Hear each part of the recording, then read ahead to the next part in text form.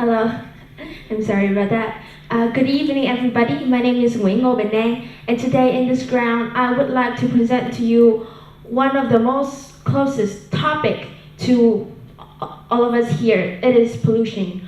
All of you here is living in Ho Chi Minh City, one of the most beautiful city in Vietnam, the center of finance, communication, and economics. But parallel to that, we also live in one of the most polluted city in Vietnam because we have a lot of cars, a lot of motorbikes, and a lot of industrial centers. So as a citizen, what can we do to help bettering our city's environment? I would like to present my topic in a few ideas. First of all, we have to mention air pollution.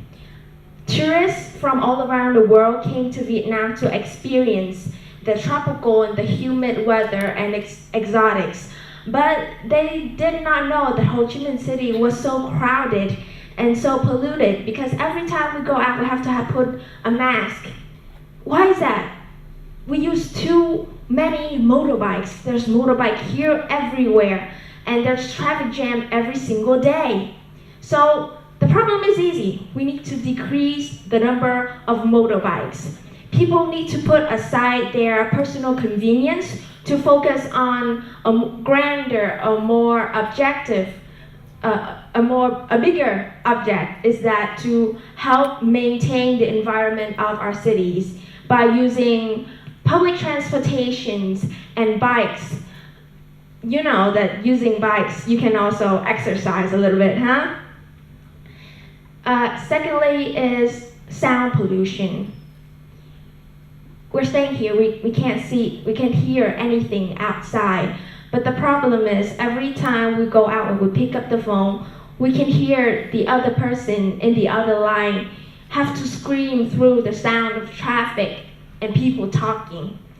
Sound pollution is not just motorbikes and cars anymore. It's also us talking too loud, doing everything to make noise, to catch the attention of others. If two people were involved in a motorbike crash, there's likely that they will start fighting and shouting to catch other people's attention and to make themselves look right in front of the other persons. Sound pollution is not just traffic, it's the way that we behave every single day that makes sound. The third thing is the water pollution. The water we drink every day is drilled from underground and drilled up and then distributed to all the people in the city. But did you know Ba River, it's extremely polluted and really close to our drinking and bathing systems. But on the bright side, we have also converted old and polluted rivers to become better, such as New Loc River. It has now been, it has now very fresh and there's no more smell coming out of that. Why so? Because the people, the government there, they have issued for people not to throw trash and not to throw waste down to the river. And companies and industrial centers, they cannot put waste down to the river without cleaning them, without clearing with the health department. That's how they do it. And that should be expanded to other regions of the city, not just in New Loc area. Other than the actions that we do today, we have the responsibility to educate our children, our brothers and our sisters and our neighbors of the actions they're doing is affecting the environment. For example, if I walk down the street and I saw you throwing trash on the streets, what would I do? I would pick it up and I put it in the trash and I say, hey, put the trash in the can next time. The little details that you do highly affects the future and the mind of everybody.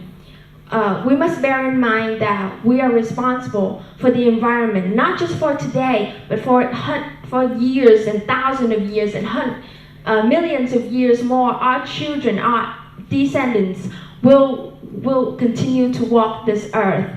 And cities, they're only going to grow. They're not going to shrink. They're not going to diminish.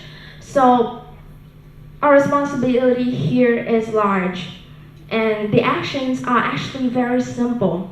So the next time you see somebody throw trash, not in a rubbish bin, but on the street or onto the river, you just go ahead and ask them really nicely, put the trash in the can next time. Thank you very much.